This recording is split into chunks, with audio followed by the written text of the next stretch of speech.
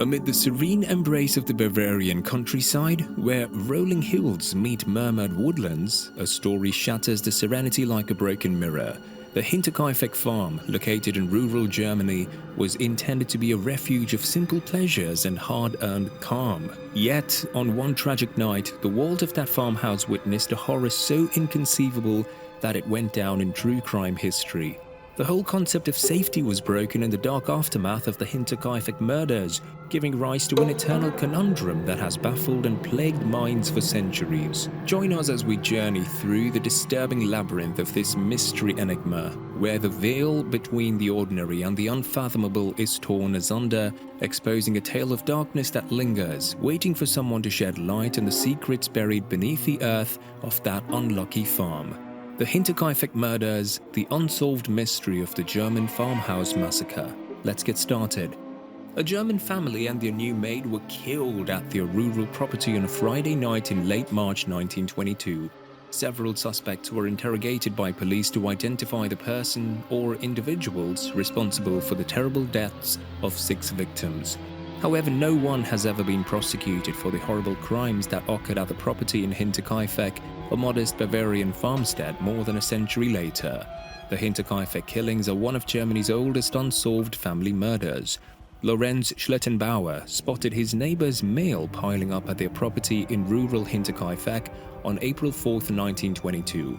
Schlittenbauer enlisted the assistance of other neighbors, Jacob Sigel and Michael Paul, to explore the farm. The guys proceeded to the barn after discovering the deaths of 35-year-old Victoria Gabriel, her daughter Kazilla, 7 years old, and Victoria's parents, 64 years old Andreas Gruber and 72 years old Kazilla Gruber. Each member of the family was murdered with repeated strikes to the head. The bodies were piled on top of one another and covered with a board and hay. The men discovered a passageway linking a barn to the central house while investigating the place of residence. The remains of the family's 44-year-old maid, Maria Baumgartner, and Victoria's 2-year-old son, Joseph, were discovered inside by the men. Maria and Joseph had both been beaten to death on their beds. Even though the killings at the Hinterkaifeck property were not found until April 4th, authorities believed that the family perished on the evening of March 31st. Maria Baumgartner had been working as the family's maid for the first time that day, and her sister subsequently confirmed everybody was alive while she visited Maria at the farm that afternoon. 2 coffee salespeople stopped at the property the next day, but no one answered the door. Nonetheless, smoke was flowing from the chimney and someone had fed the family's cattle. On April 4th, a repairman came to the residence, but no one was found there. The mail is stacking up and the family is skipping church.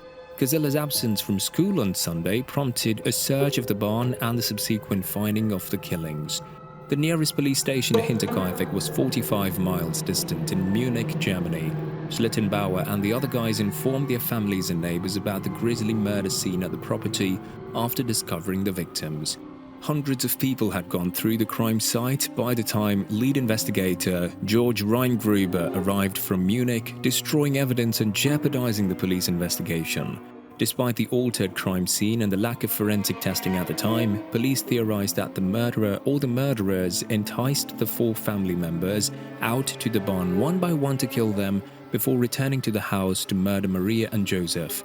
Dr. Johann Baptist Ormler performed autopsies on the Hinterkaifeck murder victims on April 5, 1922. He later found that they had all perished from blunt force trauma to the head and that the weapon was most likely a pickaxe or a mattock. The earlier Kazilla also had strangulation marks, according to Dr. Ormler. Kazilla, the youngest, most certainly died for hours trapped beneath her family's remains. Kazilla was discovered grasping fistfuls of her hair, and her head had multiple bald spots. Dr. Ormler assumed the small child died as a result of her wounds and shock. A lot of unusual incidents occurred at the Hinterkaifeck property in the months and weeks leading up to the deaths. The family's previous maid allegedly resigned 6 months before after hearing footsteps in the attic, which led her to assume the property was haunted. Andreas Gruber's tracks in the snow began in the woods around the farm and terminated at the barn, according to the neighbors. He couldn't, however, locate any footsteps heading away from the barn. This information led to the belief that the killer concealed in the barn and maybe the attic. which some felt explained the footsteps heard by the previous maid. Andreas also said that his keys were stolen and that he discovered a newspaper he didn't subscribe to in the house. He refused to borrow a rifle from the neighbor to protect himself and his family. Victoria and Andreas were accused of incest 7 years before the Hinterkaifeck farm slaughter based on an anonymous allegation. Andreas was sentenced to 1 year in jail, while Victoria was sentenced to 1 or 2 months. The Grubers' neighbors thought the 2-year-old son, Joseph, was the kid of the man who initiated the search, Lorenz Schlittenbauer. Authorities suspect around 100 persons, with one hypothesis positing that Lorenz Schlittenbauer murdered the family. The farm's ownership, which Victoria acquired after her husband Carl Gabriel died in World War I, added to the tension. The victims' skulls were purportedly transported to a clairvoyant, but they were never recovered.